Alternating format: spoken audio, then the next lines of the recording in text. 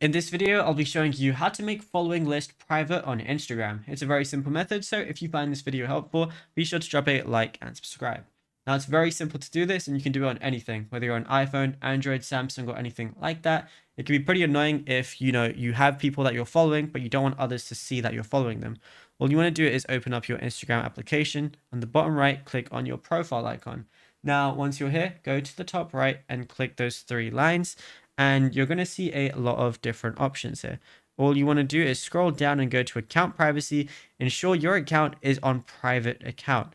Basically, when your account is private, only the people that you let follow you are going to be able to actually go on your following list. So if you don't want someone seeing your following list, make sure they're not following you. And if they are, remove them as a follower, and that's it. They're not going to be able to check your following list no matter what, because your account is going to be on private. And if you go to public, then anyone's going to be able to view your following list. So that's not what you want to do.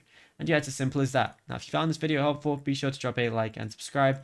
And also be sure to check out all our other tutorials that we've been posting on the channel as well, because there is a lot to go through and you might find something you didn't know about yet.